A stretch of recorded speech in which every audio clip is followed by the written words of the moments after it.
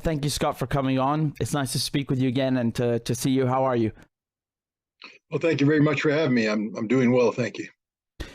Scott, I gave my own commentary, shall we say, the other day about this Ukrainian counteroffensive. We all saw this column of destroyed tanks, the Bradleys, the Leopards. The counteroffensive, has it stopped? Has it failed? There's talk of it being frozen. What are your thoughts? Well, I mean, it's failed and it's going to fail. It has no chance of succeeding.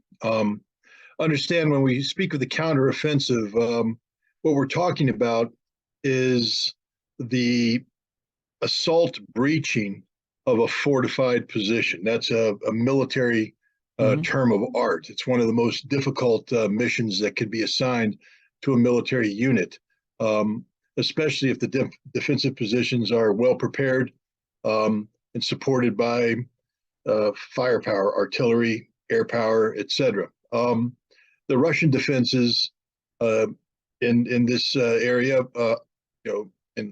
are the most well-prepared defenses in modern history. They've been designed by a specialist in Russian defensive doctrine. He wrote the defensive doctrine. The defenses are based upon his instruction, and he has been put in command. So all the strengths accrue to Russia. In order for the Ukrainian offensive to be considered a success, it would have to breach the Russian defenses. And by breaching, that means you have to penetrate all three layers and clear the Russians out of the other side of the final defensive line. Only then can you have considered to have breached it. Anything short of that, you're trapped in the Russian defensive system and you're going to die. And so the Ukrainians haven't even cleared the initial contact zone of the first line of defense. They haven't penetrated the first line of defense. It's doubtful whether they've even made contact with the first line of defense. They're being stopped well short by the barriers that the Russians have put in place and by the flexible defense tactics that the Russians are employing to absorb the Ukrainian attack. And so here we are 2 weeks into this counteroffensive. They haven't even reached the first line of defense. Oh, boy. And they've been tasked with breaching the Russian defensive systems. I will tell you right now that they don't stand a chance of succeeding. I doubt they'll ever reach the first line of defense. I doubt they'd ever penetrate the first line of defense. And I will put every dollar I'll ever make in my entire life on the fact that they will never breach the totality of the Russian defenses. This is going to end up as a strategic defeat, not only for Ukraine, but for its NATO sponsors. Remember, these brigades that Ukraine is using for this fight have been created for this very purpose. Right. They have been equipped by NATO. They have been trained by NATO. They are attacking where NATO has told them to attack. This attack has been war gamed out on a NATO computer simulation known as Cora. And every aspect of this fight has been played out, simulated. And I have to tell you, somebody who has an experience in doing this kind of simulation in preparation of the Marine Corps' breach of Iraqi defensive lines back in 1991, which was successful, by the way, I can tell you that you can't accurately and with integrity simulate the reality of this battlefield and come up with a solution that says Ukraine can win. And what I'm trying to say is that NATO has deceived the Ukrainians. NATO has done a war game that gave the Ukrainians a false sense of hope.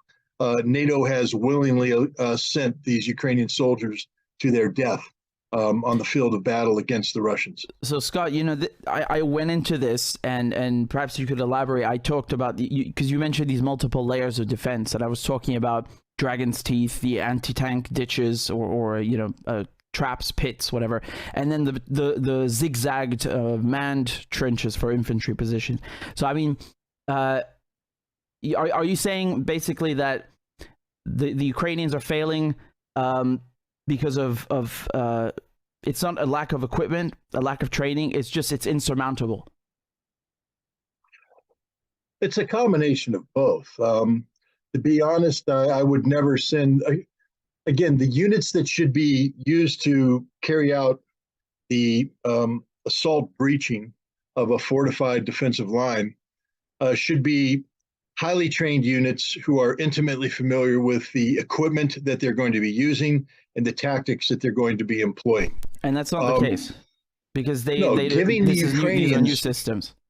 Yeah, giving the Ukrainians this NATO equipment at the last minute. Remember, they fell in on their equipment, their Bradleys and their Leopards, in January and February of this year, and then they were given rudimentary training at Grafenwohr and other NATO bases from the middle of January up until May. And then they were told to take this equipment and carry out the single most complicated assault mission imaginable.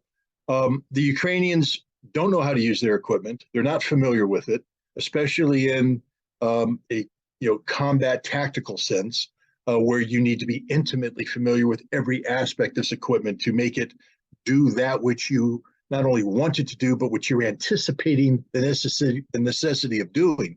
Man, you can't anticipate something if you don't understand the equipment you're in. Yeah. You don't know how to operate it, don't know how it works. It's not seamless. There's no sixth sense taking place. They're simply driving a death trap to their imminent demise. The same thing with the Bradley. And even if they knew this equipment, they don't understand the tactics. They don't understand what they're supposed to be doing. And one of the reasons is because NATO has deceived them, because no commander in their right mind would allow themselves to initiate an assault breaching operation without considering all of the aspects of suppression. Suppression, there's a U.S. Army mnemonic that they use for assault breaching, and the first letter is an S, and it stands for suppression, and suppression is the key. Without suppression, nothing else happens, because you have to suppress the enemy's artillery. You have to suppress the enemy's anti-tank missiles. You have to suppress their air power. You have to screen yourself so that you can begin the very dangerous task of working your way through these obstacle belts that you spoke of, the minefields, the dragon's teeth, the initial trench works, the screening forces. To get to that first line of defense, and then you have to puncture that, clear the rear, and then move on. And you have to do that 3 times. And the whole time you have to do that, you have to suppress the enemy. There is no suppression taking place. It's not just the firepower. Electronic warfare is an important aspect of this, jamming the Russians' ability to communicate. Because if I'm a Russian in my trench line and here come the Ukrainians, and I'm trying to make contact with artillery to call in a fire mission, I shouldn't be allowed to do this. They should be jamming this signal. There should be no communication. I shouldn't be able to contact air power. But the Russians right now have seamless command and control. They're coordinating their fire support. The Ukrainians are walking into pre-designated kill zones where the artillery is just pounding down on them. The aircraft are coming in without any intervention. There's no air defense worthy of the name. And the Ukrainians are getting slaughtered, not just on the line of contact, but in the rear assembly areas. This was known. Anybody who knows anything, and I have to imagine that the NATO instructors are familiar with assault breaching operations. They wrote the darn book. That they should never have allowed this attack to take place, because it's literally suicide. The only way you could justify this attack is if you artificially skewed the computer simulation so that the opponent ran away. I call it the Monty Python defense, search for the Holy Grail. Right. The white rabbit shows up and they run away. And basically the Ukrainians become the white rabbit and the Russians become the knights of the round table, and they run away. That's the only way this simulation works, is if you give the Russians all of the negative attributes that I guess Ukrainian propaganda and Western propaganda has been putting on them. But what we found out is that everything that the West has been saying negative about the Russian troops is proven to be false. Right. First of all, they built very impressive defensive positions. I remember when the Russians were first digging it, all of the bros and the fellas and anybody else you want to say online were mocking it. Look at that. Those dragon teeth are going to stop nothing. What are they digging lines behind for? What's the purpose of all this? It's called doctrine, guys. Doctrine. And the Russians executed it perfectly. And then they said, well, these mobilized forces, they can't fight. They have no morale, no training. They weren't trained. They always said this thing about morale. There's no morale. Low morale. And then Russian generals and colonels and majors, they're all drunk. They don't know what they're doing. There's no command and control. The Russians don't have to do anything. They blah, blah, blah, blah. Turns out the Russians are perhaps the most professional force in Europe right now. Those mobilized guys, they're not only trained well, pretty damn brave, standing their ground. The Ukrainians are saying, we expect you to run away, and you guys are fighting for every square inch. And the Russians are smart about this. They let the Ukrainians come in, and they fix them. And then when the Ukrainians commit to where the Russians want them to commit, because the Russians will hold strong in one area, loosen in another, the Ukrainians will migrate to the loose. The Russians will pull back because they're not in the business of needlessly dying. Are the Russians suffering casualties? Putin has said so. 1 to 10, he said. 1 to 10. And that's a president who knows what he's talking about. That means for every 10 Ukrainian casualties, there's 1 Russian casualty. Now, right now, we're probably looking at around 10,000 Ukrainian dead. Okay. That means that the Russians have probably lost about 1,000 dead. That's Only? A lot of guys. I mean, I know it's obviously a lot of people, but the ratio is incredible. I mean, how is that? How is that possible? Because the Ukrainians aren't suppressing. Because the Ukrainians are literally I mean, they have no air force, right? Of their force. They have no air force. The totality of their force is exposed to everything the Russians have. The Russians are able to come in with their air force, their fixed wing, their helicopters. They're able to employ their artillery. They're able to bring in their anti-tank screening forces and kill everything that moves. That's what's happening. I mean, the thing I wanted to ask you, Scott, is that you know, the Russians are defending a very, very, you know, long line, right? So I mean, you could argue that in one sense, I mean, perhaps another army would have, you know, they would have collapsed at one point, because it's a very long line if we consider all the defenses that they've built. The other thing I wanted to mention, the mud. This is mud season, and I thought Ukrainians would know their own weather, right? So you got vehicles getting bogged down and trapped. Well, the weather is bad. It's clearing up now. We're in June, so the Rasputitsa, the muddy season, is either over or just about to be over. But you're right. You know, the ground is still going to be soggy, especially when employing 62-ton Leopard tanks, which are not designed for unimproved roads. The small bridges that operate in this area of the world, the fields, it makes it difficult for the Leopards to maneuver. You know, but the other thing is, it is a long line of defense. But understand that the Russians learned their lesson from last September, where they sought to hold a long line of contact with insufficient troops, and they had you know, strong points with big gaps between them, not enough artillery to cover the gaps, and the Ukrainians were able to shoot the gaps and get into the Russian rear and cause a collapse of the Russian defenses. That's a strategy the Ukrainians appear to be trying to you know, replicate right now, but the Russians, you know, have learned their lessons. You know, we're not dealing with 180,000 Russian troops like we had back in September, October. We're dealing with around, I would say, between 500 and 700,000 Russian troops. Many of them aren't in the line of contact. They're being held in reserve, ready to counterattack, which is, you know, the final part of the Russian defense doctrine, which is to absorb the attack of the attacking party, let them spend their combat power, and then at the moment of their greatest weakness, to launch a concerted counterattack to push them back and seize the offensive. So the Russians have about 220,000 troops that have yet to be committed into this fight, who are well trained, equipped with the best equipment possible, and they're standing by, get the Red Star cluster, or Green Star cluster, or whatever the Russian signal is to advance. But meanwhile, the Russians have, 450, 500,000 troops that they've put into these defensive positions that are not all in the front line. They're defending in depth, Yes. doctrine, and they have more than enough manpower to defend the totality of their space. The Ukrainians will not find any gaps, any weak spots. I don't know, Scott. I heard differently on CNN and BBC. I heard the Russians are losing and they're failing, and the propaganda was really something. I mean, you alluded to it earlier. Bakhmut was also one of these stories, right? They kept saying the Russians have not captured it and this and that. What do you think of Bakhmut? Because we can't talk about Ukraine and not discuss Bakhmut because it's his longest battle in this war. What are your thoughts on the whole thing? Well, keep in mind that the NATO forces that have been trained for this offensive, the 9 to 12 brigades, constitute around 50, 60,000 troops. The battle for Bakhmut cost Ukraine 75,000 dead.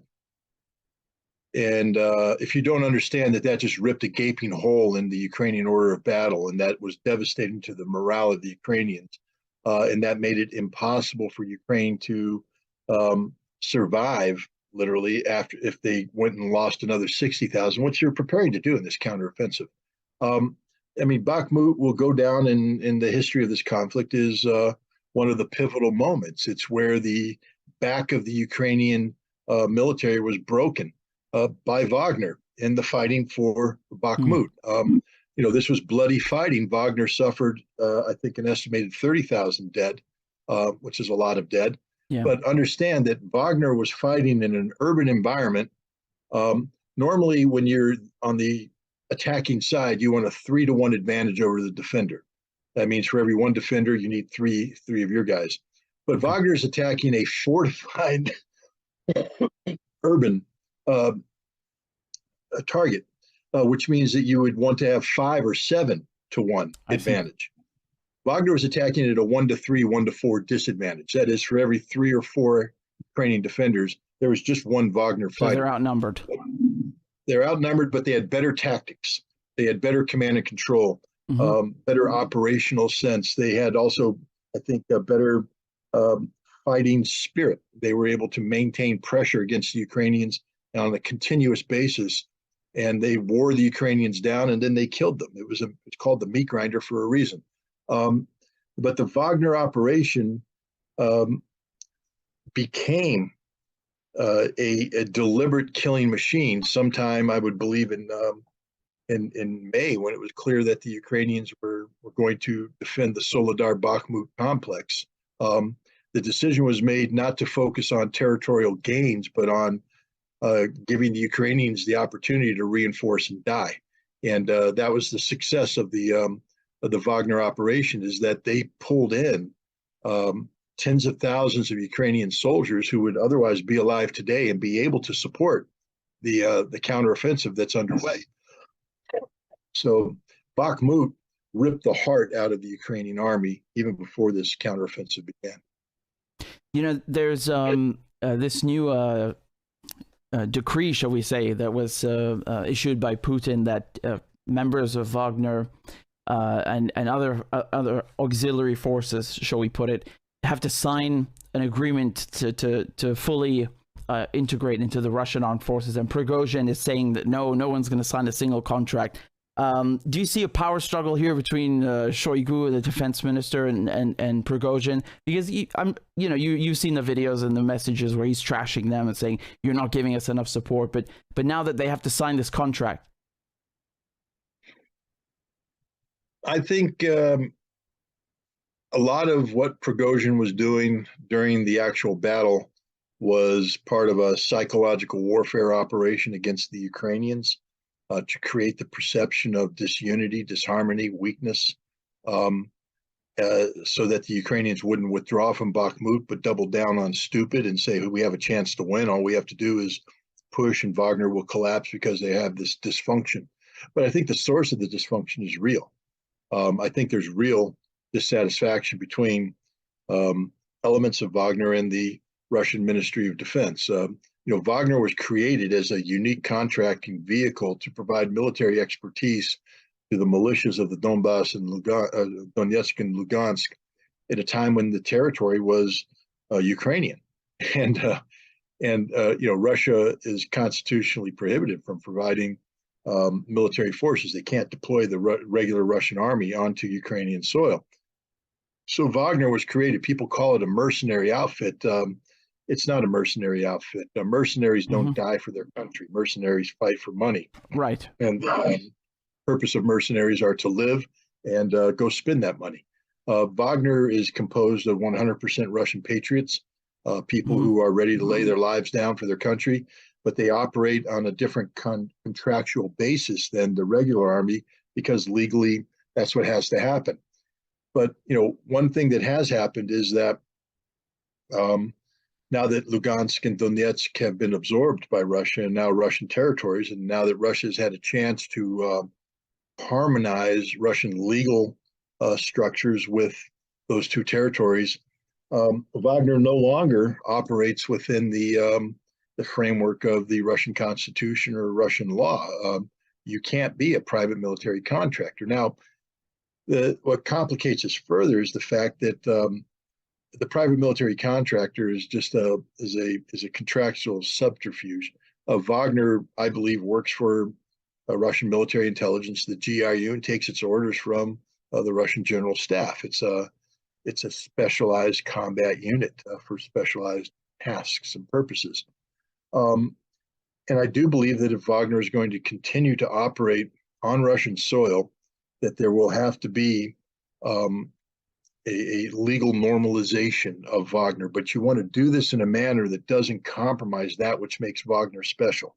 And that is, of course, its unique command structure, very streamlined command procedures, and the esprit de corps that comes with having a military system that's based upon a meritocracy where the most qualified people rise to the top, and competence is treasured overall. And that's why Wagner's not in the front lines right now, because Wagner has until August, I think August 5th is when Prigozhin said they'll be reintroduced, to get their act together. And if they don't, I don't think Wagner will be reintroduced. I don't see Wagner, Prigozhin isn't going to get his way. That's the bottom line. Either Wagner is an institution or each individual member of Wagner will be compelled to enter into a legally binding relationship with the Russian government that is consistent with the Constitution of Russia. This is an absolute prerequisite, and it will happen because the Russian military understands that Wagner is a unique asset that is, well positioned to provide lethal battlefield support. It's a force multiplier, and there are going to be future battles in well-defined geographical areas where having Wagner take over that sector would be to the benefit of Russia. So I see them solving this problem, but there is a problem between Prigozhin and Shoigu. Prigozhin's made it personal, and he's going to have to either back down or move out of the way. But let's just make this clear. Prigozhin, I don't believe he has any ambition of challenging Putin. That is ludicrous. But B, if he were, he wouldn't survive very long. And I'm not saying dying. I'm just saying that Prigozhin has to understand that he exists because of Putin. And Putin can make all that which defines Prigozhin go away that quick. And if Prigozhin doubts it, he just needs to pick up the phone and call Counteroffensive in London and say, "Hey, how'd that work out when you took on Putin? What happened? You went to jail for a long time, right? Now you're in exile. Yeah, that worked out really well for you." It won't work out for Prigozhin. So Prigozhin's going to have to tone it down.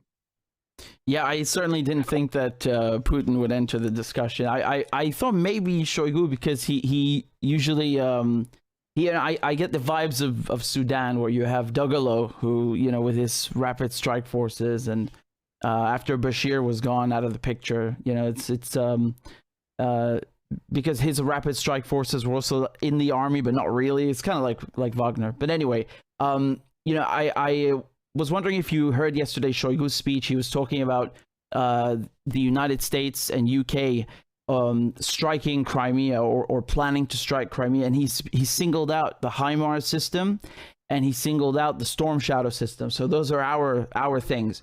And he was saying that if you do this, if you hit Crimea, this is going to be outside the scope of the special military operation. So it was like he was essentially saying that we will consider this a declaration of war, right? He said that we will recognize you as parties to the conflict.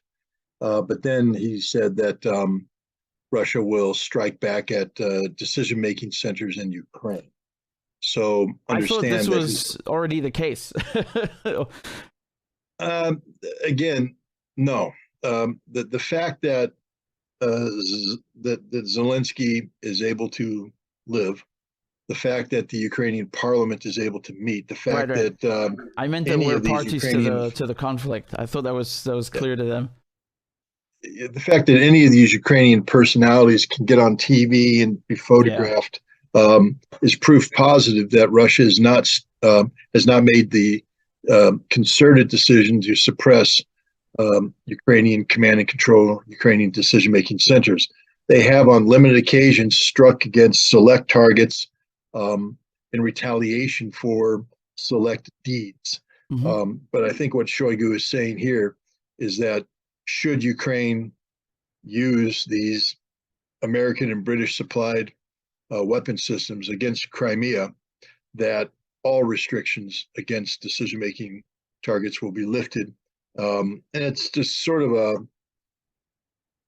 polite way of saying we're going to kill you all, because that's what will happen. They will strike every place these people are hiding, every place they operate, and there will no longer be freedom to govern Ukraine as they see fit. The government will be hiding in holes in the ground.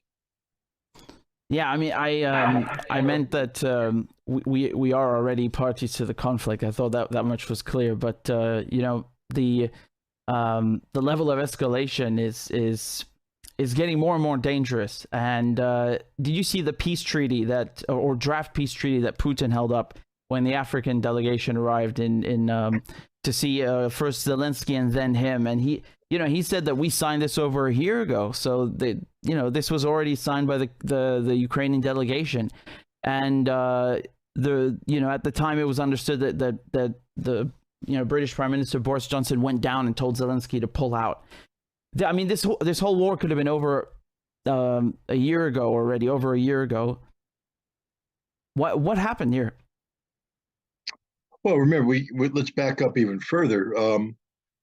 When France and Germany and Ukraine pulled out of Minsk effectively in October of 2021, they shut the door on what could have been an automatic peace environment. And think of it today. What are the Ukrainians demanding of Russia?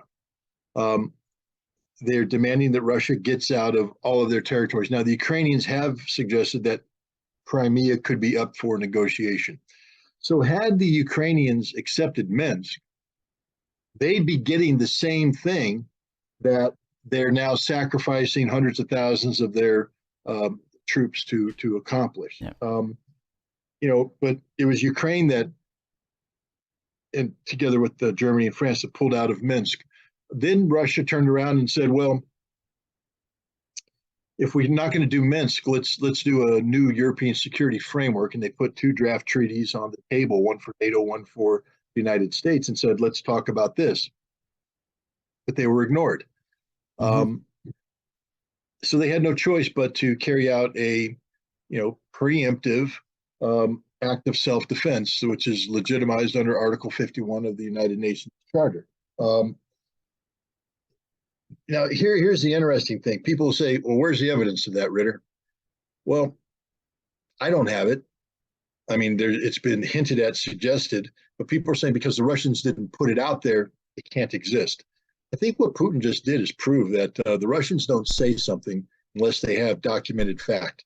The Russians said early on that the Ukrainians had agreed to this, but the Ukrainians were denying. Putin has now put out documented fact, what the Ukrainians did. And the Russians are sitting on this. I think the Russians have to do a better job of information warfare, especially when it comes to establishing who is responsible for this war, because it's not Russia.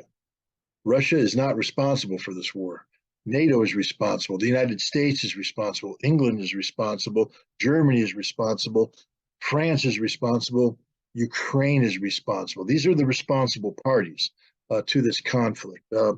Russia was backed into a corner and literally had no other choice. Had Russia not intervened when it did, there's every reason to believe that in the first week of March of 2022, the Ukrainians would have launched an assault with overwhelming force. Remember, NATO has been training the Ukrainian military since 2015. Mm-hmm. And this NATO-trained army was assembling in the Donbass, ready to carry out an offensive strike against the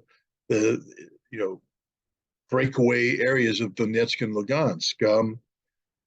That's why Russia launched a preemptive strike to nullify that and then put Ukraine in a position where it would have to consider terms of surrender. That was the whole purpose of the special military operation. It wasn't to steamroll the Ukrainian army, take Kiev, etc. It was to create the perception of danger sufficient enough to get the Ukrainians to the negotiating table, which Russia did within 3 days of the war starting. Ukraine was negotiating in Gomel, Belarus, and then get them to conclude a peace treaty that met some of Russia's primary goals and objectives, which the Ukrainians signed off on and should have been implementing on 1 April. But NATO intervened, pulled the plug on that.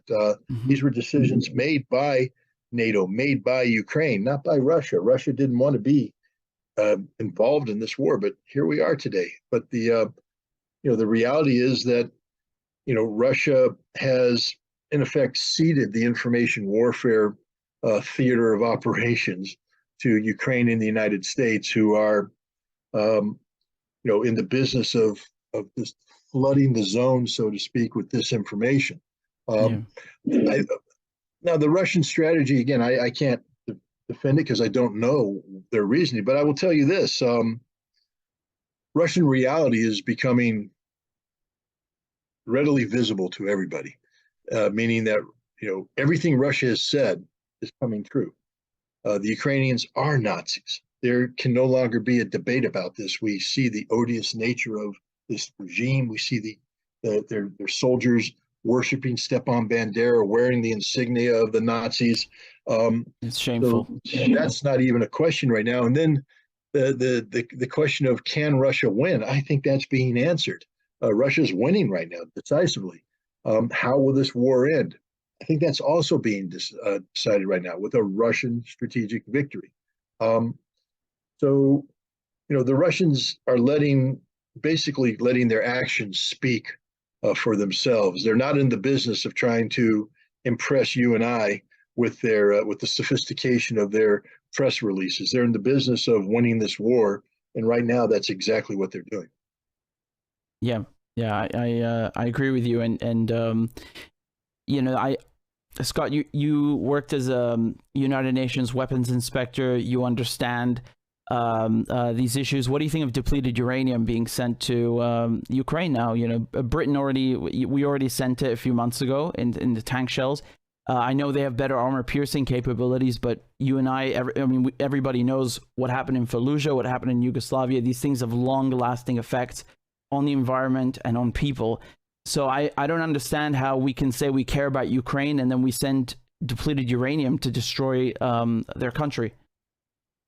Well, understand that the United States has not recognized the medical findings that you speak of. There's plenty of evidence to show that the United States has sought to manipulate the World Health Organization and other non-governmental medical-related organizations that have investigated the consequences of depleted uranium poisoning in Fallujah, in Basra, and elsewhere.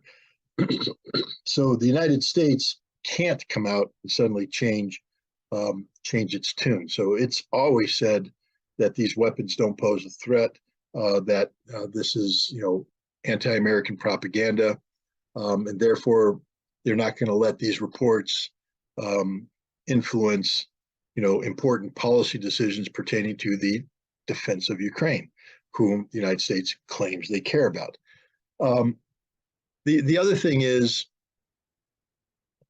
while the media talks about the poor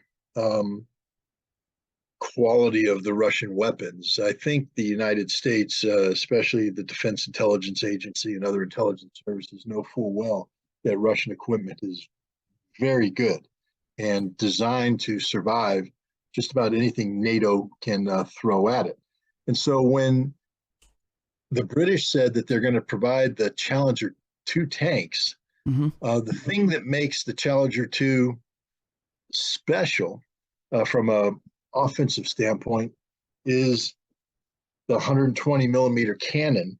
But that cannon, using a conventional round, can't penetrate an advanced mod T-80 tank or the T-90 assault breaker tank. And so if you're going to give this weapon to the Ukrainians, you have to give them the means to convert that weapon into a tank killer, a Russian tank killer. And depleted uranium was assessed as giving the 14 Challenger 2 tanks that capability. Remember, we're talking 14 tanks. I don't know what the basic load of the Challenger is, and I don't know what percentage of rounds would be depleted uranium penetrator rounds, but they supplied Ukraine with sufficient ammunition to use the Challengers in a tank killing role. I think the Leopard has proven to be a disappointment on any number of levels. And the United States now is looking at providing the Abrams tank. And we're running up into the same quandary that if you don't give the Abrams tank world-class capacity to kill Russian tanks, then the Abrams tank will be destroyed on the field of battle, and that will be embarrassing. So we're now saying that if the Abrams go in, we're going to provide the Abrams crews with depleted uranium penetrators. The good news is we're only talking ammunition sufficient for 30 to 50 tanks.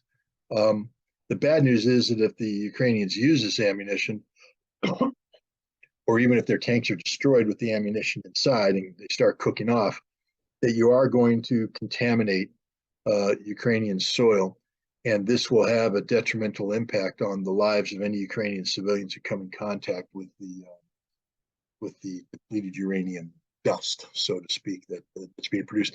Remember, the dust isn't so much dangerous from its radiation standpoint. You actually get greater background radiation just standing outside than you're going to get exposed to depleted uranium. The reason why they use the term depleted is because its principal radioactive component has been stripped away through the enrichment process, and what's left is depleted uranium, a very dense, toxic metal. It is toxic. There's high toxicity. And when the metal is absorbed into the lungs and into the bloodstream, it can have very negative health effects on the person who absorbed it, and also anybody that may come in intimate contact with him. And this is why mothers of soldiers who have operated in that area, or civilians who live in Fallujah, are giving birth to defective children, because the child in the mother's womb, of course, is dependent upon the mother's bloodstream, and the mother is breathing in or otherwise absorbing this depleted uranium poison, this toxic metal, and that's getting in there, and then it's infecting her blood supply, and that blood supply is then transferred to the baby, so the baby is condemned for this kind of deformations and such. We know this, but we suppress it. We don't want to admit that this is what happens when you use depleted uranium. Oh, that's horrific, really. I've told, I've said this before, that you have a higher rates of birth defects, congenital heart disease in Fallujah than you do in Nagasaki and Hiroshima. So I think that speaks for itself, and what you just described is really heartbreaking. Scott, given the inability to actually make use of the Leopard tanks, the Bradleys, and whatever Challengers and Abrams come along. What's the point of giving the Ukrainians F-16s? You know, I know they wanted this for so long, but you know, what is the logic behind all of this flow of arms? You know, is a money-making machine perhaps a fitting term? Well, you know, here's the problem. I try to have respect for the professional knowledge of the people who are in positions of authority today in the U.S. military and in the government who make these decisions to provide weapons to the Ukrainians. And as such, look, if I were in that position, I would have early on advocated the opening of ammunition production for Soviet-era artillery systems. And I would have made sure that the Ukrainians had an endless supply of 152 and 122 millimeter artillery shells.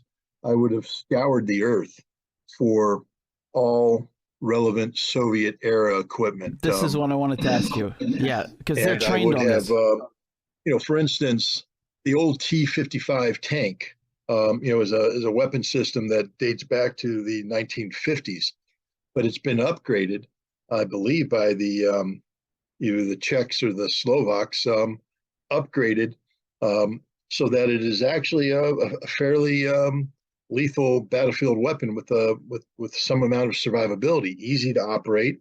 The Ukrainian tankers will have no problem using this equipment. They would be better off with these old 1950s era upgraded T-55s than they would be with the Leopard, because the Leopard's too complicated to maintain, too complicated to operate, and the Ukrainians just have no experience in using a weapon system like this. So because, and, you know, the Ukrainians have been provided with, you know, limited quantities of these upgraded T-55s, but I would have gone to the Israelis early on, and I would have just loaded up cargo ships with, you know, the old Soviet armor that they've captured over the course of the years, and I would have had that stuff, you know, run through a production line quality refurbishment capability early on. I would have done all this early on so that the Ukrainians would have been given military power up front. But this entire posture of supplying the Ukrainians with billions of dollars of weaponry has been incremental in nature, and deliberately so. We're trying to drag this conflict out. We're not trying to win it because, again, an outright victory brings with it the risk of Soviet nuclear or Russian nuclear weapons. You know, Russia has said, and Vladimir Putin reiterated it just the other day, that while it will never use nuclear weapons first, it will consider the employment of nuclear weapons if Russia's existential survival is put at risk, even in a non-nuclear manner. So for the United States and Europe to be pushing for a Ukrainian outright victory that resulted in the liberation of territories that have been acquired by Russia, it doesn't matter that NATO doesn't recognize it, the European Union doesn't recognize it. What matters is that Russia recognizes it, and the loss of these territories therefore kicks in constitutional obligations of self-defense, which means that Russia would use nuclear weapons in response. There was a Russian academic, Sergei Karaganov, who just wrote an article in a Russian journal, and he actually advocates in favor of Russia carrying out a preemptive nuclear strike against Europe. Because he said that he doesn't believe any American president is willing to exchange Boston for Poznan, a Polish city, which implies Russia would nuke that. Now, we don't know how the United States would respond. Joe Biden calls the defense of NATO a sacred mission. But when confronted with the Russian use of nuclear weapons on NATO soil against a NATO ally, would the United States respond in a manner that guaranteed the death of every American, every person in Europe? Or would the United States back down and seek to negotiate an end? You know, Kartaganov believes the United States would back down. I believe the United States would nuke Russia, and then I believe it would be Right. general nuclear war. We'd all die. Mm. But so you have we have today the real risk of nuclear conflict, the real risk, and so I have to believe that the NATO/American planners of this conflict understand the potential consequences, and as such are engaged in a very um, cynical use of military power, not to promote Ukrainian interests, but to use Ukraine as a proxy to weaken Russia, but not weaken Russia to the extent that Russia feels threatened and will use nuclear weapons, but to weaken Russia so that the credibility of Vladimir Putin is diminished to the point that he can be replaced in the 2024 election by a sort of a populist uprising of Russian people. And that's what I think is happening here. This is a very incremental support of Ukraine, not designed to help Ukraine win, but to help Ukraine continue the conflict. None of the weapons that have been provided are game-changing weapons. Many have been sold as a game-changing weapon, but none of them are. Neither will be the F-16. The F-16 is not suitable for this conflict. It's a single-engine jet fighter that can operate in numbers, guided by AWACS or other ground control presences. If used properly against an enemy that lacks air defense and lacks an air force, the F-16 can be of deadly impact. But what happens when the F-16 enters heavily defended airspace? It will be shot down. What happens when the F-16 engages in aerial combat with the Russian Air Force? It will be shot down. What happens when the F-16 tries to land at its new Russian home, only to find that the runway has been cratered? The bunker that they're supposed to be parking in has been destroyed, and they now have to learn to operate from an improvised airfield that will probably break it quicker than the Russians would ever shoot it down. The F-16 is not a wonder weapon. The models that they would receive, there's talk that maybe the first batch would come from the Netherlands. But think what I'm saying then, because the Netherlands has specifically told the Ukrainians, we won't provide you with the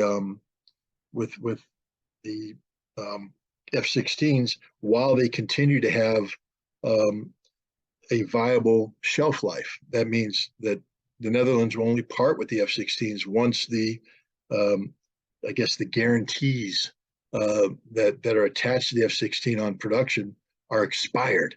So the Ukrainians will be getting the oldest possible airplane in the worst possible condition, with the greatest possible chance of breaking down. And this is before it even takes off and gets shot down or tries to land and crashes. I mean, wouldn't A-10 Warthogs be more suitable against Russian armored vehicles and these positions? I know they're retiring them, but the A-10 would be again have to fight its way into an integrated air defense network. Understand that even during Desert Storm, we kept the A-10 operating above 30,000 feet because of the threat posed to it by Iraqi air defense systems. Even on the eve of the war, there were still sufficient air defense systems, and the A-10 suffered some casualties. The A-10 is not survivable in the Ukrainian conflict. Simply not survivable. They have the S-300 and S-400s, so I I don't know what would be survivable, to be honest. Well, they have the Pantsir. Remember, I mean, the A-10, what makes it attractive is its ability to burp. And what I mean by burp is I'm talking about that 30 millimeter. Right, the cannon. Gatling gun comes in and goes burp and spews out depleted uranium rounds, by the way, which penetrate armor and blow them up. But to do that, to burp, you have to be close to your target. You got to swoop down. The Russians have total control of that space. Remember, we go back to what I talked about earlier: suppression. The Ukrainians have no ability to suppress Russia's air defense systems. whether it be surface-to-air missiles or its air-to-air capacity with jet fighters. So the introduction of any aircraft into the zone, they're going to have to overcome the most, I guess, densely packed integrated air defense network the world has ever seen. And that's what Russia has assembled in the Special Military Operations Zone. They're going to have to come face to face with an air force that's designed to shoot them down over the horizon. Mm-hmm. The irony is the Ukrainian Air Force will most likely never, ever see a Russian airplane, especially now. When they take off, they'll be picked up by Russian radars, and Russians will be launching their air-to-air missiles at a range of around 120 kilometers, which means that the first thing that the airplanes are going to hear is a warning indicator or warbling in their ears as the system warns them about a missile coming in. That missile will probably hit the aircraft and shoot them down. So this is just another miracle weapon that what Zelensky's hoping for isn't these weapons, because he knows that A, it's already too late. And B, they're not going to change the outcome on the battlefield. What Zelensky's hoping for is direct NATO intervention, mm-hmm. To get NATO sucked into this war so that Ukraine can survive.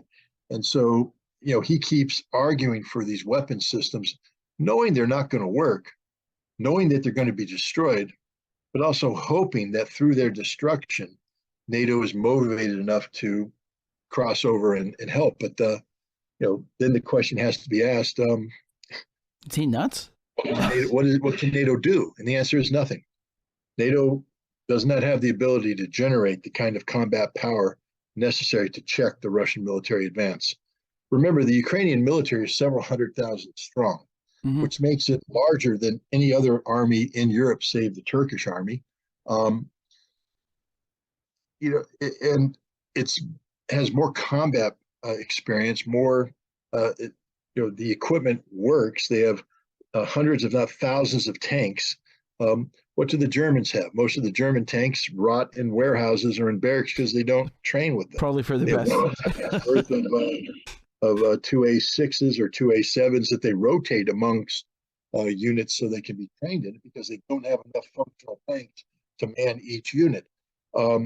This is the reality. So, Ukraine can ask for these weapons. The West will continue to provide these weapons, but as I think we've seen play out before us, as the Russians say, the Leopard tank burns as well as any Russian or Soviet tank, and it will burn. I know this is not exactly comparable, but because we're in a different age of warfare and so on, and aircraft, but it kind of reminds me of World War II, in Europe. I mean, who rules the skies of Europe? It's the RAF, and it's the United States Army Air Force. So, the German Air Force is like non-existent.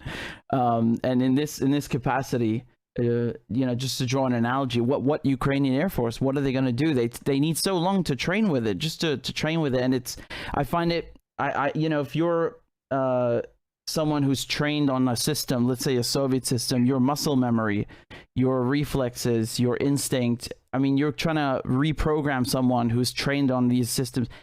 That must be incredibly difficult and arduous. Well, it is. Look, the United States Air National Guard has a program. I think it's run by the South Carolina Air National Guard, but I could be wrong on that, where they train Allied pilots who previously were trained on Soviet-era aircraft, MiG-29s, Su-27s, and they trained them to transition to the F-16. And these pilots have said a couple things. One, the program is 6 months long. And by the time you finish that program, you basically have the ability to take off, fly left and right, and land. What you don't have the ability to do is evade enemy air defenses or engage in sophisticated air-to-air combat. Now, let's say you have one of these. Let's say the Ukrainians got this 6-month transition training. They're now in the F-16, and they're flying a combat mission, and suddenly they're engaged in aerial combat against a Russian Su-34 or Su-35. As the data inputs come in, understand that the first thing that's going to happen is the Ukrainian is going to be confused, because his adrenaline is going to tell his body to revert to muscle memory. And so he's going to be automatically seeking to fly the Soviet era aircraft that he was trained to fly. Instead, he's now in this American airplane with totally different avionics. The cockpit is set up totally differently. The flight systems are totally different. So already his brain is starting to slow down, because he has to convert initial thoughts into newly learned activity. You have to overcome muscle memory. So he's not maneuvering. He's not juking left and right when he needs to. He's going to be slow moving, and he's going to get shot down every single time. It is literal suicide. The best thing that could happen here is that the United States train Ukrainian pilots from scratch. Right. What you want is a pilot with no experience flying any Soviet era aircraft. You want his only experience, the F-16, so that the muscle memory is there. And with that, he might have a fighting chance of surviving, not prevailing, but surviving, of doing that which is necessary to get out of the danger zone. This isn't Top Gun when you're on the highway to the danger zone. You want to get away from the danger zone because you're going to die otherwise. But that's the best chance. And again, the U.S. Air Force pilots mentioned that. They say the best graduates we have are the foreign pilots that have minimal or no experience flying a MiG or a Sukhoi, that the totality of their military flying experience is wrapped up in this F-16, because then that F-16 defines their flying experience. But if you have a pilot that's been for 10 years flying a MiG-29, and suddenly you transition them to the F-16, and then shortly after that, you bring them to Ukraine because they're demanding them now, and he takes off and he's engaged in air-to-air combat against a Russian aircraft. He's going to be thinking he's flying the MiG, not the F-16, and he's going to die. Yeah, I figured as much, but of course I wanted your expert opinion on it. And Scott, just before I continue, I want to say we've got 2,300 people watching. Please make sure you guys have pressed the thumbs up, the like button, because we only have 900 likes on the video. So it helps the channel and the video to be seen on YouTube. Maybe I have to do a better job. No, not at all. Scott, I wanted to ask you a bit about China, but just one last thing about Ukraine. The Russians are moving their nuclear weapons to station them in Belarus. We had these drone strikes on the Kremlin. I can't believe I'm saying this sentence. Drone strikes on the Kremlin, which is old news now. But I mean, you wrote this book about the Cold War. You worked and lived through it. Are we closer to nuclear war today than back then? That's a difficult question to answer, because in many ways we're comparing apples to oranges. I'd say we're in a very dangerous situation today. And one of the things that might push the modern era ahead of the 1980s in terms of a risk of nuclear war is that, unlike the 1980s, where we trained for nuclear war and we were prepared to fight a nuclear war, which is why there was a real risk of it, because it wasn't taboo. We were going to do it. Today, we operate under the notion that it's just not going to happen. No, people talk about it, but we're just not going to. It's not real. It's this fake thing that allows people like Jake Sullivan and Tony Blinken to get up there and talk strong and big and thump their chest, because to them it's just a game. It's a rhetorical exercise. When in fact, if you listen to Russian President Vladimir Putin, nuclear weapons are real, and that Russia has red lines, and if those red lines are crossed, there's a real potential that Russia will use nuclear weapons. And if Russia uses nuclear weapons, it won't be a limited nuclear war; it'll be total nuclear war, and we're all going to die. Um, the Russians have deployed nuclear weapons to Belarus because Belarus now has become an important Russian ally. They have sort of this economic political union. Their militaries are working almost seamlessly. And you have Poland and the Baltic states all implementing policies designed to overthrow Lukashenko, the president of Belarus, and replace him with a democratic leader. Indeed, one of these opposition figures, actually she was the wife of an opposition figure that she ran on the ballot in the contested election, I think in 2020. And she now resides in one of the Baltic countries where they have recognized her as the legitimate head of Belarus. Oh, come on. And so, from the Russian-Belarus perspective, you have Poland and the Baltic states actively conspiring to overthrow the Belarusian government. And so and with that, the potential of NATO attacking Belarus, because of course Poland and the Baltic states are NATO nations. And so Russia is basically replicating the nuclear umbrella that the United States already provides to NATO. People are sitting there condemning the Russian move. And believe me, I'm not happy about it. It's escalation. I understand why they're doing it, but I wish they didn't do it. But, Russia is basically giving Belarus access to air-delivered nuclear weapons and surface-to-surface missile-delivered nuclear weapons that will be retained under the control of Russia up until the point where they turn them over to the Belarusians. And then they would be launched based upon targets and joint procedures developed by Russia and Belarus. This is a replication, so to speak, of the capability that NATO enjoys with these B-61 bombs that have been they're stored, I believe, in 5 different locations throughout Europe.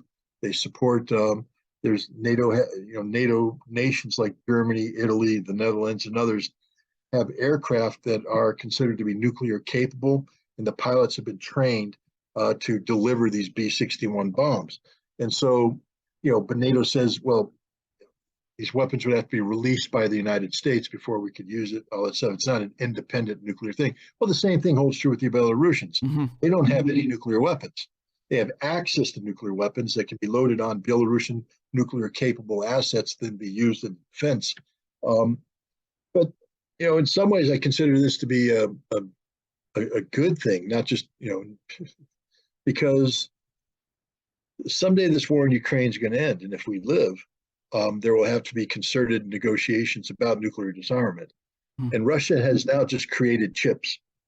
They have chips that can be traded, whereas before they didn't. And so there was never any dialogue about this. Russia has created chips that can be bargained away. And in many ways, it replicates something I write about in my book. That is the decision of the United States. They wanted the SS-20 missile to be removed, but the Soviets were like, why are we going to get rid of a missile that means everything to our national security? And what are you getting rid of? Nothing. And so the United States actually had to escalate the tension by deploying the Pershing II missile, the Ground Wasp cruise missile, putting chips on the table that now could be negotiated away, and we went to 0. So I think that's what's behind the Russian action. Because it doesn't change the nuclear equation one bit. In fact, it probably makes the any nuclear response that much more inefficient, because now you've put in extra procedures, moves, command and control, etc. It'd be much more efficient just to let Russia launch the nukes, because chain of command control is all seamless. But what Russia's done is put chips on the table, and I think that once this war ends, there hopefully will be a new arms control negotiation process. And one of the things that Russia will now be able to do is create the conditions for American withdrawal of the B-61 bombs from NATO by being willing to trade the Russian nukes that are in Belarus. This is something that's happened in the past. Everybody talks about the Cuban Missile Crisis, right? And they operate under the assumption that America made the Soviets back down, and that's literally not what happened. The Soviets put chips on the table, creating a game where they were able to get The Jupiter the missiles. American Jupiter missiles that were in Turkey and in Italy withdrawn. The Jupiter missiles in Turkey were literally right on Russia's next door. I mean, we're all like, how dare the Russians put, missiles in Cuba? Well, how dare America put Jupiter missiles in Turkey aimed at the Russians? So they created the conditions for a horse trade, and then we did the same thing with the INF treaty. And I think that's what Russia's doing with this. So it's dangerous, but it's also, I think, forward thinking in terms of disarmament potential. My concern today, though, is that we are one mistake, one misunderstanding away from somebody using a nuclear weapon, and then we're all going to die, because there's no such thing as a limited nuclear war, not from the Russian perspective. And should the United States use nuclear weapons, should NATO use nuclear weapons against Russia, Vladimir Putin has already answered the question of what would he do. He said that, we'll launch and you'll all die and we'll all die, but we'll go to heaven as martyrs, meaning at least we have God on our side. The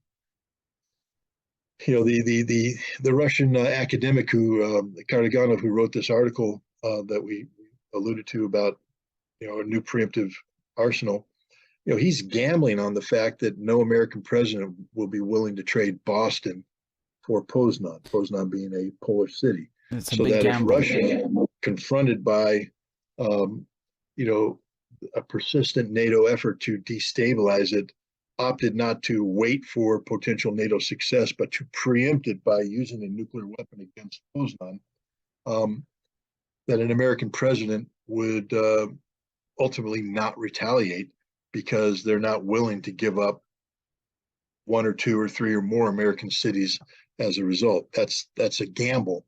I certainly hope that we never test that theory, but it's there, which makes the situation today very, very, very dangerous. This is why I do what I do. I mean, believe me, I don't like to hear myself talk, and every time I look in the camera on the screen, I realize that this is not a supermodel face, and people don't necessarily want to see this. But now people love hearing you talk. The message is important, and it's a message not just about informing people about the situation in Ukraine, but to talk about what we're talking about right now, the threat that this current war in Ukraine creates that could lead to nuclear conflict. Every American, every European that says we need to continue supporting the Ukrainians has to ask themselves, to what end? Because if it's to the end of allowing Ukraine to reconquer the territories that Russia has annexed, that means that the Europeans want to die. Because if Ukraine were ever to succeed in this, the reconquering of Russian territory, that becomes the literal definition of an existential threat to the existence of Russia, which requires, under Russian doctrine, at least the consideration of the use of nuclear weapons. So you're asking Russia to nuke you. Let me ask you this, Scott, because they hit the Kremlin with these drones, and I know it's not a nuclear missile and so on, but they were wasn't that a red line? Obviously, because people were saying it was an attempt on Putin's life. So I mean that's one of the criteria, right? Well, yes, they hit the Kremlin with a drone. And I don't mean to laugh because it's a serious thing, but it's like somebody putting a firecracker in my mailbox and me complaining to the FBI that somebody tried to blow up my house. They tried to kill me. They tried to assassinate me. No, they put a firecracker in your mailbox. They had a drone come in and pop off on the dome, did minimal damage. Right.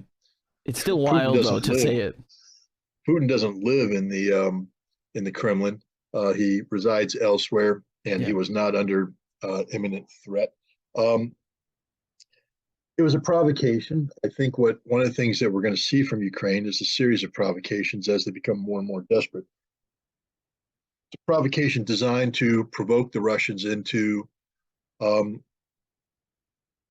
creating the conditions that legitimize NATO intervention. So Ukraine is trying to get Russia to overreact. And hopefully do something that gives NATO the green light to move into Ukraine. That's the purpose. Unfortunately, the Russians are smarter than this. Look what Shoigu said. He said that if Storm Shadows or HIMARS strike Crimea, then that Russia now recognizes that the United States and Great Britain are parties to this conflict, and they're at war with Russia. Now, one would think that if you're at war with Russia and you strike Russian territory, that the logic would dictate that Russia strikes back at you. But what did he say? He said that this will free us to launch attacks against Ukrainian decision-making centers, because Russia understands what's going on here. They're not going to do anything to create the potential of direct NATO military intervention.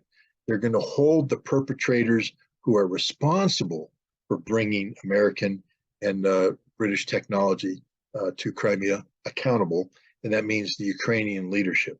And that's what I call escalation management. That's what other people call escalation management too. It's basically the Russians are going to manage this problem and so that it doesn't spin out of control. But if you listen to every Russian leader, they're all saying, this is a dangerous game. Yeah. Because at any moment, something could happen, get out of control. And next thing you know, we're going to be compelled to do something that will prompt your response. And we're ready for that.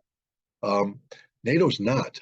I still believe that NATO operates under the assumption that the Russians aren't serious, that ultimately Russia will back down. The good news is NATO is mortally weak right now. They have no offensive military capability whatsoever. So the risk of NATO intervening is minimal. But nonetheless, there's an absolute disrespect on the part of NATO about Russian military capabilities and the ability of Russia to deliver nation-killing strikes against NATO and the United States. Isn't the one? I'm not going to say the number one rule, but one of the top rules in warfare: never underestimate your adversary. So I don't know what they're doing. I don't know what they're doing. Well, I mean, you're instructed from day one: know your enemy as yourself. And it's clear that we do not know or understand the Russian enemy. Yeah, Scott, you mentioned the Baltic states, and I was just thinking you have a lot of anti-Russian sentiment, especially in, shall we say, former Soviet satellite states or Warsaw Pact states. I saw the Czech president saying that Russians should be monitored in the West. They basically spied on, and then putting camps, because he's mentioned the internment camps that the Japanese were in the U.S. And it's just, I don't know. I find this incredible, like how they just say these things and people don't care. It's like, whatever, fine. I would direct him to the April 2005 speech that Vladimir Putin gave to the Russian Federal Assembly. That's the speech that has been widely misquoted in the West, the one where he said that one of the greatest tragedies of the last century was the collapse of the Soviet Union.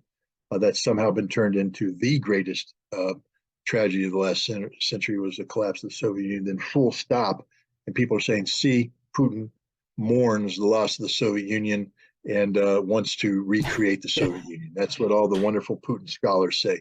But they miss the next part of the sentence, which is because overnight tens of millions of Russians became homeless, without a home.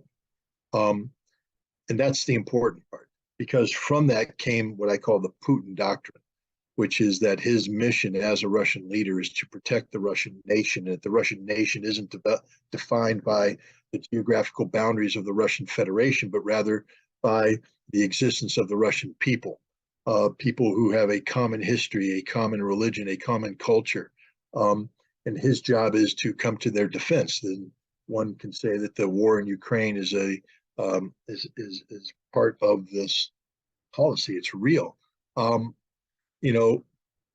Russians get rightfully angry every time the Poles or the Balts or others tear down a statue commemorating the sacrifice of Red Army soldiers for the liberation of Europe against the Nazi threat. But Russia's also made it clear. I mean, they're not going to go to war over a statue.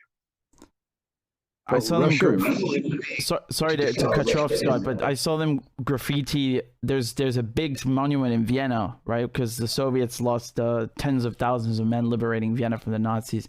They graffitied a Ukrainian flag around it, which I don't even know how that makes sense. Were there Ukrainians fighting with them? There were Soviet forces, but anyway, sorry. Please continue. No, I'm just saying that if the Czech president builds a concentration camp and starts putting ethnic Russians in the concentration camp, Vladimir Putin and Russia will respond, and it will be a military response. I hope that the Czech president understands that. Yeah. That Vladimir Putin has made it clear that his job is to protect the Russian nation, and there's a difference between arresting one or two Russian businessmen on trumped up charges or things of that nature, and again, listening to this idiot, because there's no other way to describe this Czech president. He said, well, of course, the United States did it in the Second World War, rounding up 100,000+ Japanese and putting them in concentration camps. And I'm like, yeah, but that was proven to be A, unconstitutional, and B, counterproductive, and they were innocent people. And it was just, I mean, why would you pick that as your, that's like saying, I want to, the police officer kneeling on the neck of a man on the ground is a good technique because it was used against George Floyd in Minneapolis. It's like no, that was proven to be murder, right. And you don't want to use that technique. This is the stupidity of the Czechoslovakian president. Truly, and I know my wife is going to listen to this. She's going to get mad at me because I'm not supposed to insult people. But how else should you describe it? This is literally the words of an ignorant, stupid man with no conception of history, of geopolitics, and of his pathetic little country's place in the world. It's really shameful, and I couldn't have said it better myself. It was so angering to hear this. It's just devoid of any morality or intelligence. It's just shocking, Scott.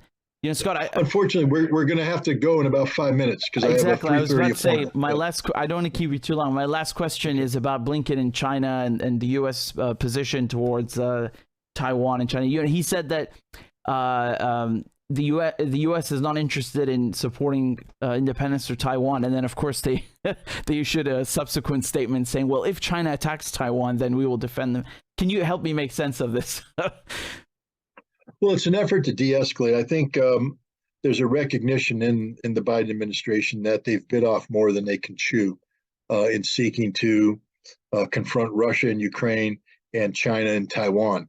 The United States has bankrupted itself from a military capacity. We either have very limited capacity to respond to a Chinese invasion of Taiwan, or no capacity because we've given it all away. There's a recognition of that too. There's a recognition that we can't beat the Chinese, not in a conflict in Taiwan, and that we could end up losing our preeminence in the Pacific through a conflict with China. The economic consequences of that conflict would be devastating to the United States. And so I think Blinken's trip was an effort to get America on a different track. It's difficult, though, because we have pushed ourselves into a rhetorical corner. Do you think he means it? Pardon? You think he means it? It's a genuine effort. Well, I mean, he doesn't want to mean it, but he has no choice. No choice whatsoever. Plus, he has to deal with the reality that America's policies are actually empowering the Taiwanese political opposition, the Kuomintang. Yeah. They're leading in every poll right now, and in November 2024, there's going to be an election in Taiwan, and it's very likely that the current pro-independence party and government that's in place will be replaced by the Kuomintang, who, while the government in power courts the United States and is actively working with the United States on these aggressive policies, the Kuomintang are actually traveling through China, meeting with Chinese Communist Party officials and talking about how better to integrate Taiwan with China, if not total capitulation, definitely tacking in a different direction. And if they win this election, then the United States will be caught out. We will have supported one side, and we will be isolated, and we'll have no leverage to stop China from then exploiting that and absorbing. So I think what we're trying to do is get ourselves back to a position of policy neutral, so to speak, so that whoever wins in November 2024 in Taiwan, we will be able to still say America's the best thing that ever happened to Taiwan, and you still need to work with us, going forward, because we need Taiwan to keep China preoccupied, to keep China weak. I mean, again, this is the reality of it. We don't care about Taiwan. We're not there to defend them. We're using Taiwan for our own geopolitical purposes to weaken and distract China from doing what it does best, which is global economic domination, Belts and Roads Initiative, things of this nature. That's what China specializes in. And so if we can get China confused on Taiwan, looking that way, they're not doing the other stuff, that's the purpose of it. I think we do know that there will never be an independent Taiwan, just like we knew that Ukraine was never going to join NATO, but that didn't stop us from aggressively pursuing policies. But the war in Ukraine has sent a shot across the American bow, so to speak, meaning that we got involved in something. We're going to lose this conflict. Russia is going to win. There's no longer a doubt about this. So the question now is, what do we do in a post-Ukraine conflict world?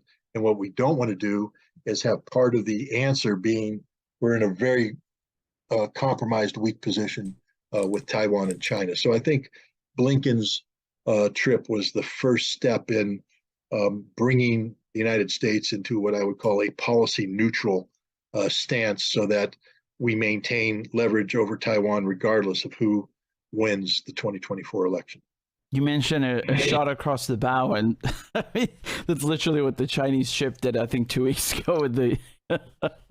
Well, that's what and Blinken understands. China said that's going to happen every time you do this again. Yeah, right, because they won't open the military lines. Yeah, either. so I think again, Blinken wants to get into a policy neutral so that these situations, if they do occur, don't automatically get blown out of proportion. We need to back up a little bit to give ourselves maneuver room. But because if we keep going forward too aggressively, then something like that, what if the Chinese ship hits the American destroyer? What if 6 American sailors are thrown overseas, they drowned? What if a hole is broken in, the American ship is floundering, sinking?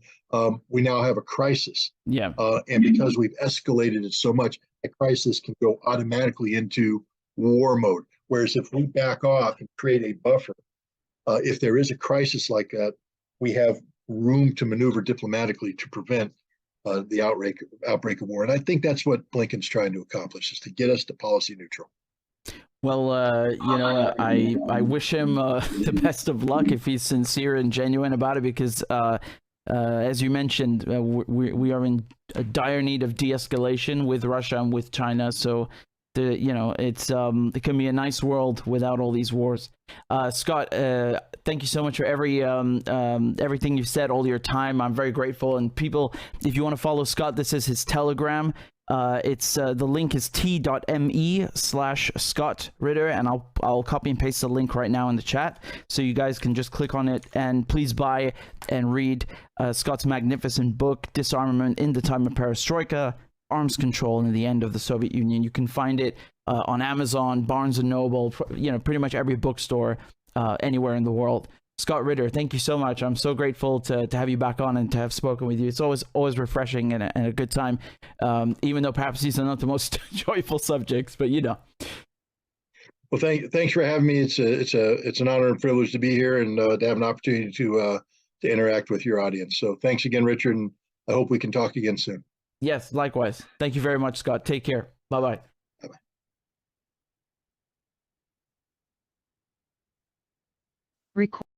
There you go, guys. That's Scott Ritter. He's a former United Nations weapons inspector, and a intelligence officer in the United States Marine Corps. So here's his book. I'm putting it up on the screen, and that is his Telegram. So I see we've got about 2,500 people watching, so please make sure you've hit the like button, the thumbs up. I'm going to talk about one more topic right now, so don't go anywhere because this is really important. This is breaking news that from just a few hours ago. So just give me a second to set that up, and thank you to the kind person who sent a donation on YouTube. I haven't looked at it yet. Give me a second. I have to go into settings to read this out. But again, I'm grateful to everyone who's supporting the show. And if you want to, if you like my work, you found it informative, you learned something, please consider donating, whether it's on PayPal or Patreon. We got a new member who joined earlier, so two new members actually on YouTube. Let me read their names out and play them a crab dance, and then we can get back to business. So this is Sophia and also Rima. Thank you very, very much. I appreciate you guys supporting my work and joining on YouTube. Congratulations, because you've unlocked very funny emojis. Okay, so let me play the crab dance, and then we're going to continue. Don't go anywhere. Thank you, guys. Clap for that, you stupid bastard. And Corn Pop was a bad dude, and he ran a bunch of bad boys. Listen, fuckhead, you have fucking crossed the line, claiming I'm the enemy. You got that, you goddamn son of a bitch? I don't give a fuck what you think, bitch. Good morning. Sunday morning. Cut that bitch off. Thank you for Iron Dome, which is a technical marvel. والله انتوا كلاب بصراحه يعني ماشي نشتغل عادي. We lied, we cheated, we stole. China. And you ain't black. There's always the macro, and then there's the micro.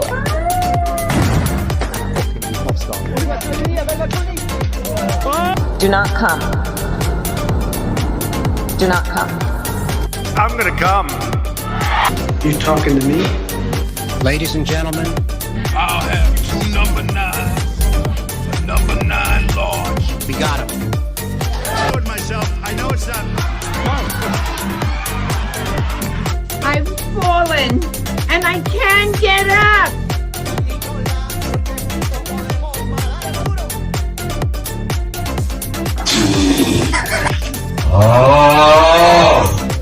Disgusting!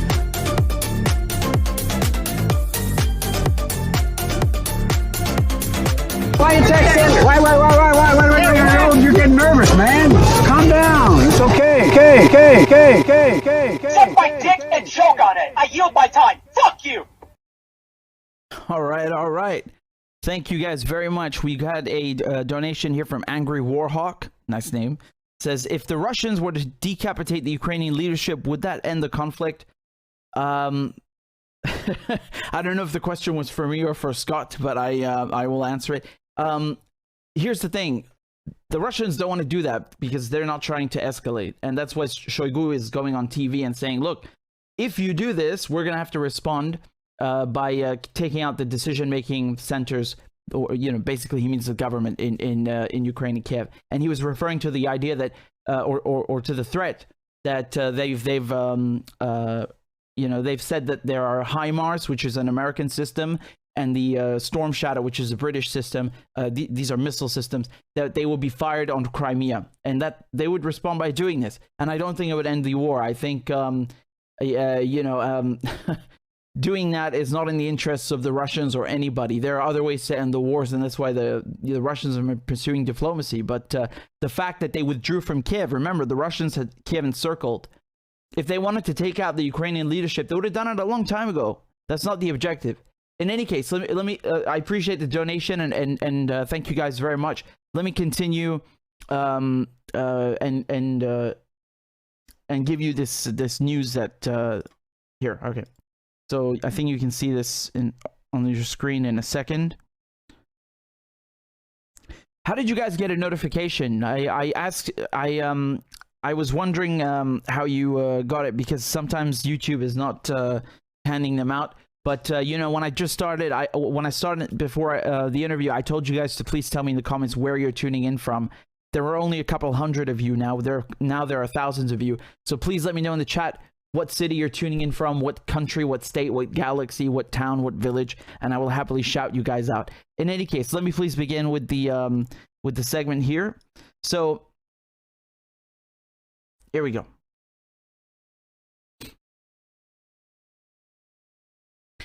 So yesterday, Israel, were completely decimated and defeated after raiding Jenin, and I did a whole video on that. But this is breaking news. This happened just a few hours ago, and I want to go through this with you. The Israelis not only occupy Palestine, they also occupy Syria. They have been occupying Syria illegally since 1967, right? So we are talking about the Golan Heights. The Golan Heights are, the Golan Heights are a jewel. They're a true gem, and I'll get into why in just a second. But basically what the Israelis are doing is they are trying to build wind turbines, right? So, because it's clean energy, they think that they can get away with apartheid and they can get away with occupation. Well, the people who actually live there, the Syrians who live under this Israeli occupation, are having none of it. They're having absolutely none of it. So they've come out and started protesting, and just so you know, this area in Syria is mostly, not only, but mostly or commonly inhabited by Druze, right? D-R-U-Z-E, and Christians, okay? So here you can see them coming out and protesting. I mean, hundreds of Syrians.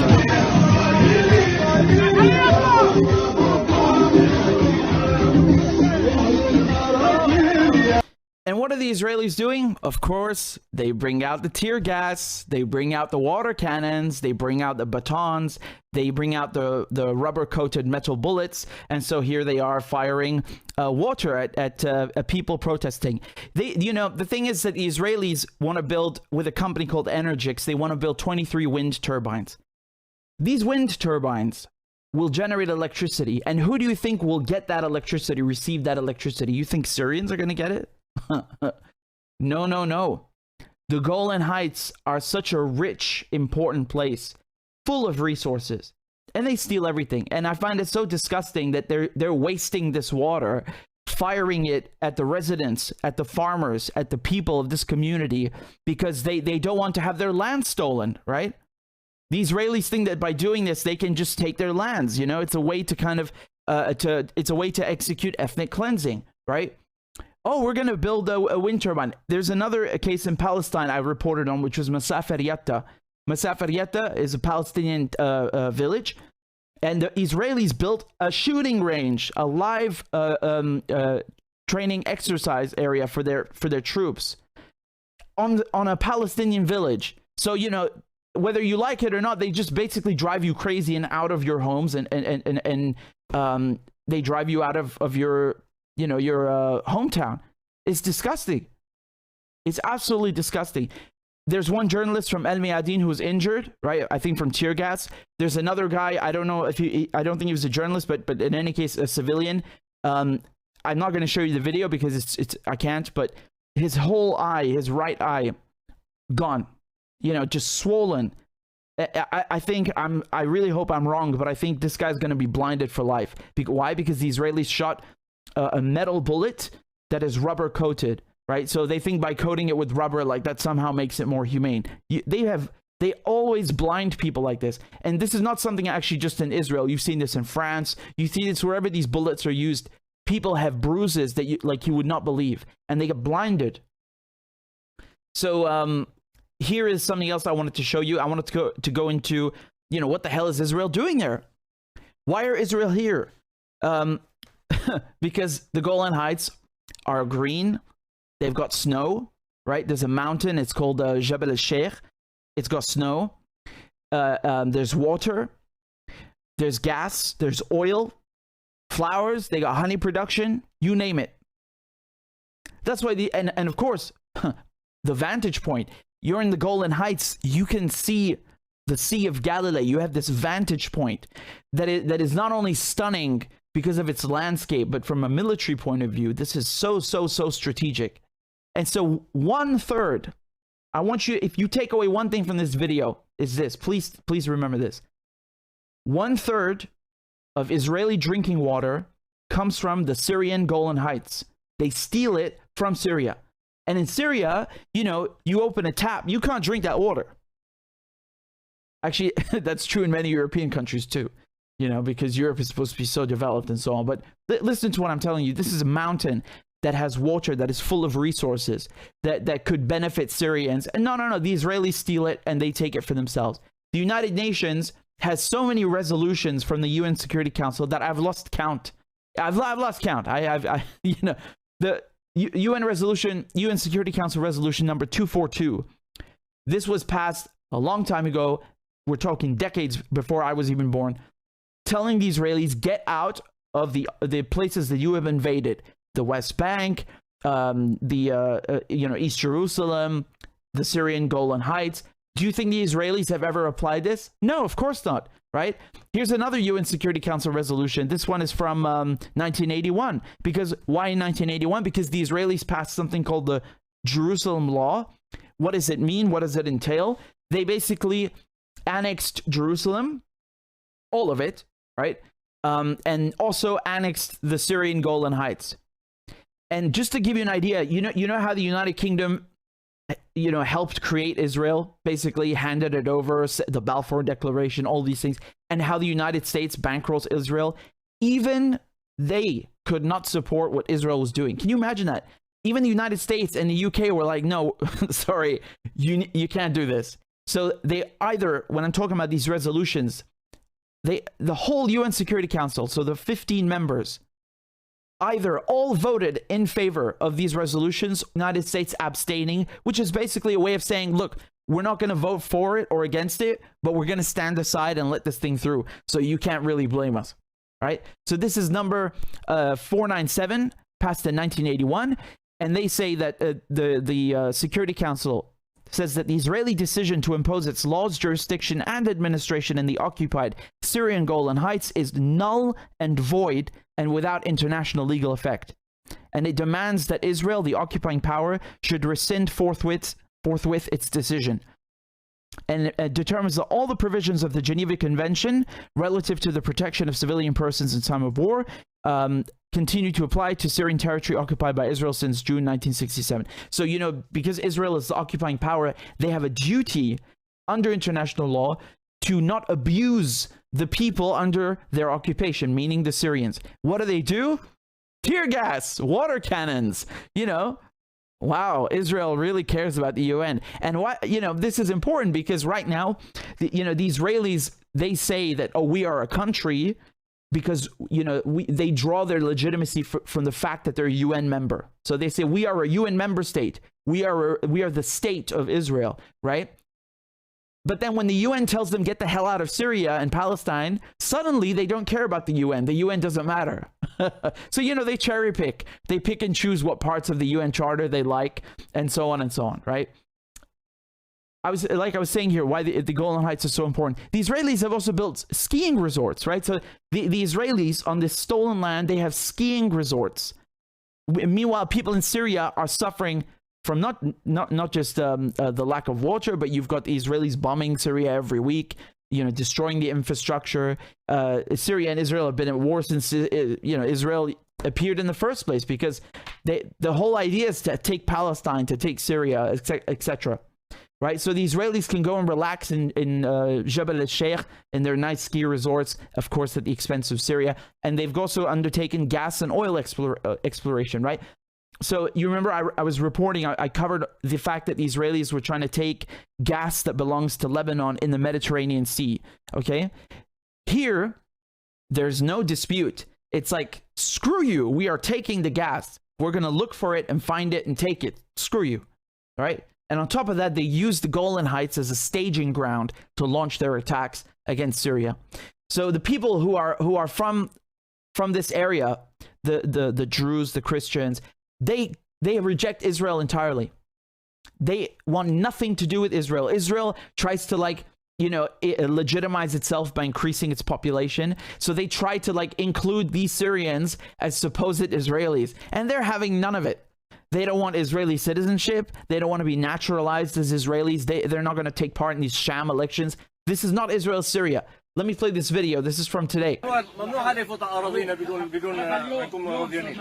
اليوم على الصبح حملوا فلوا وعم يقولوا لي قال هي الارض مش الك، انت كيف اثبت انها الك؟ مش حاطط لك جذور، مش مسيجه. قلت لهم هي اللوزه بتشهد علي انه اللوزه بتكفي، مش هيجي اعمل جذور لقال لك هي ارض الك. ما حدا بيسترجي يفوت على ارضك بدون علمك. Man, they got no shame, really. You got people from Eastern Europe or wherever the hell they come from, like coming in and pretending like they have jurisdiction. I'm sorry, man. You know, people now all of a sudden you got people saying, "Oh, well, what Russia's doing is against international law," all this and that. Where is your concern for international law right now, today, with what Israel's doing, building turbines? I don't care if they're building, you know, a St. Teresa's hospital or whatever the hell. I don't care if they're building 50 hospitals. They have, first of all, they would never do that. No, but more importantly, they have no right to do that. No right to do anything to even be there. Zero.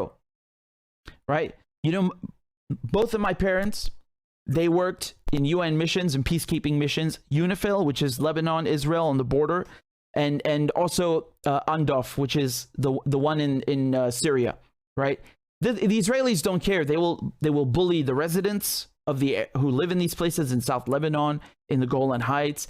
They will bully the UN themselves. If you literally go on YouTube right now after this video and look up Finnish UN troops and Israel, and you'll see Israeli tanks bullying them and so on. You know, my mother was telling me just the other day how the Israelis were swerving, almost running them over, popping smoke. You know, the tanks, they have smoke as countermeasures, like camouflage, well, temporary camouflage, popping smoke, you know, just like harassing the United Nations. So they have no respect whatsoever for international law. And then they want to pretend, oh, we are a democracy. Oh, we care about minorities. Everybody is accepted here. We are civilized, not like those Arabs around us, right? We are the only democracy in the Middle East. Israel is not even a country, never mind a democracy. Israel is the opposite of everything that they claim to be. There is no justice there. There are no human rights there.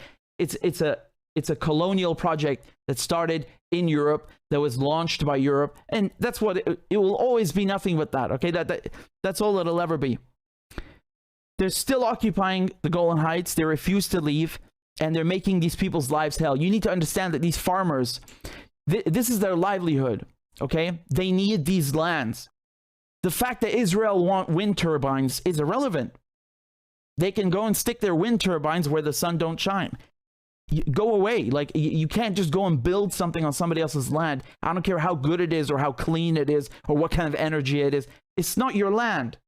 And keep in mind, this is another example of how the Israelis, they send in their so-called army and police to protect the illegal behavior of, in this case, Energix, this energy company, or Israeli settlers. So Israeli settlers can walk around, they can throw stones, they can fire their guns at Palestinians, they can do whatever the hell they want. And the Israeli army will follow them like bodyguards. Like bodyguards, right? To protect them because they're the chosen ones, right? They're more worthy than the rest of us peasants, right? The special Israelis, the chosen people. Man, it's really funny. But you're not going to see any of this on the mainstream media. You're not going to see any of this on the mainstream media because this runs counter to their narrative. That you're not allowed to say anything negative about Israel. No one's even trying to say anything negative about Israel. Israel shames itself with its own behavior. I'm only reporting the truth. This is just the truth. Israel shames itself with its own behavior. Period. That's it. There's nothing to it.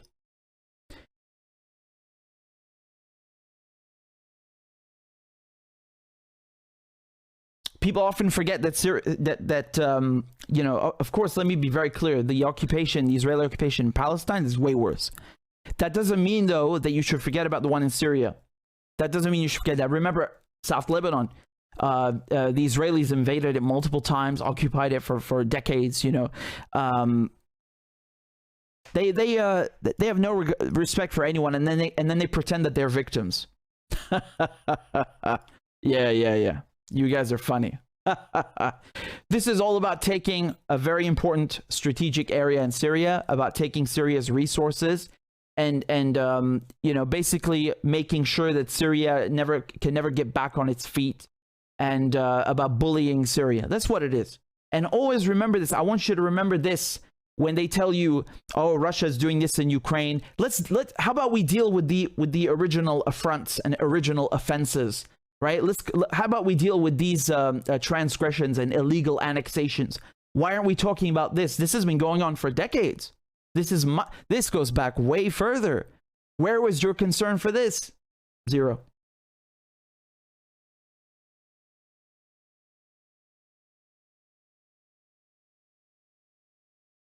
Again, I see we've got 2,000 people watching. Thank you guys very much for the support. And you know, people say Israel's an apartheid state. Israel is not even a state, but it's definitely apartheid and crooked. And you know, I don't take these people seriously who pretend they care about international law and this and that. No. They don't even say this. You notice when they do these speeches, they say that international norms. What the hell is an international norm? You mean your way of doing things? What does that even mean? Anyway, you guys know the rest. I'm really glad you saw that video yesterday, the one with Jenin.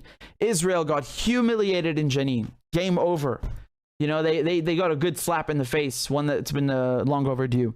In any case, thank you guys very much. Again, please let me know where you're tuning in from. I forgot to read your countries here.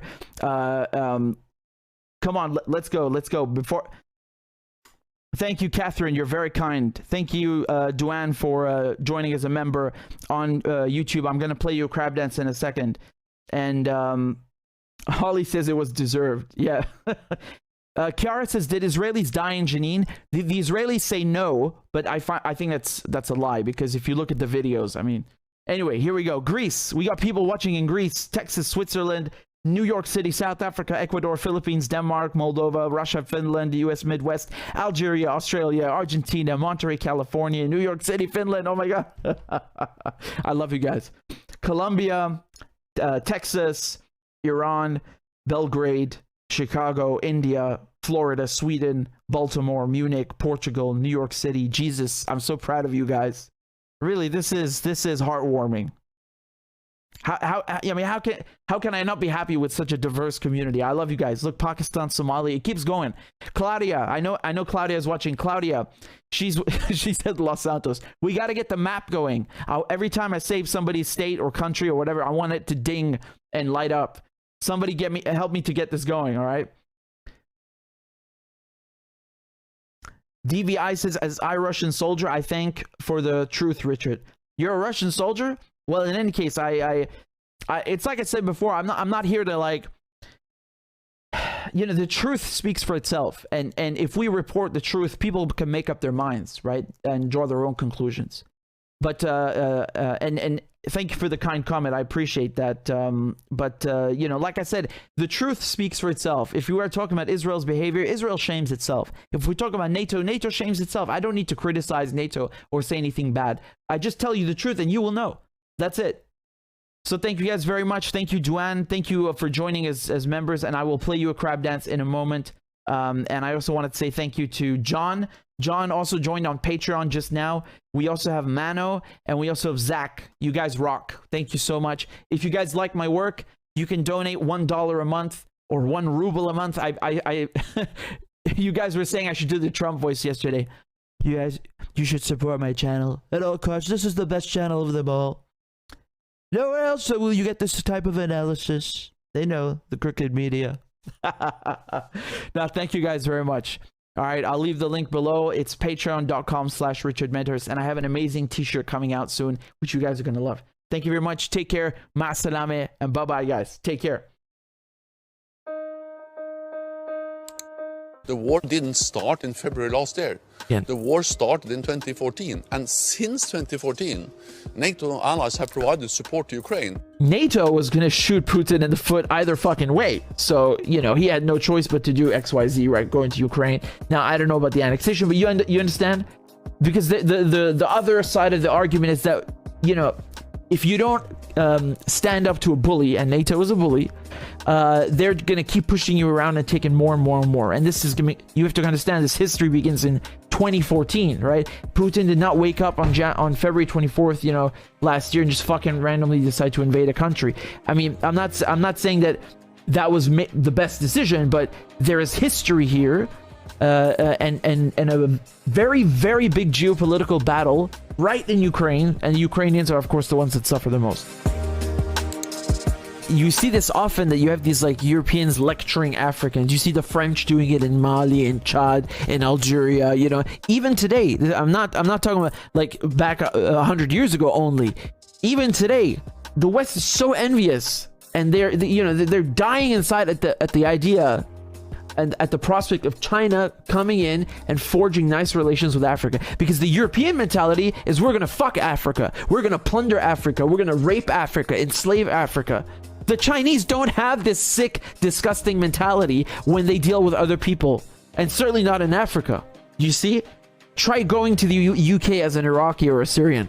Look how they will play games with you, with the pretending it's the bureaucracy. It's disgusting, the imbalance, you know. It's the Europeans who should be rolling out a red carpet for the people that they colonized and oppressed, not the other way around.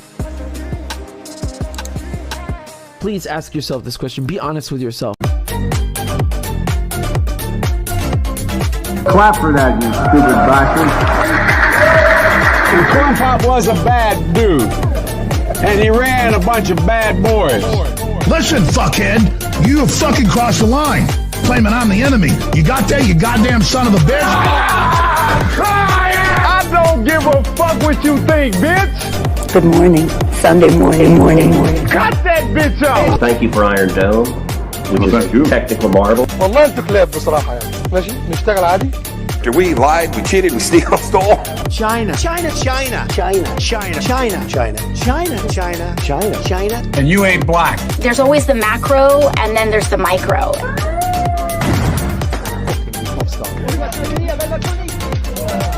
Do not come. Do not come. I'm gonna come. You talking to me? Ladies and gentlemen, I'll have two number 9. Number 9 large. we got him. I told myself, I know it's not. I've fallen and I can't get up.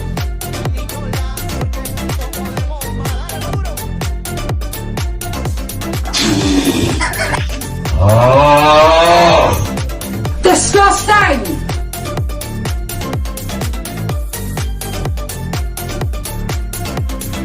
Why you texting? Why? You're getting nervous, man. Calm down. It's okay.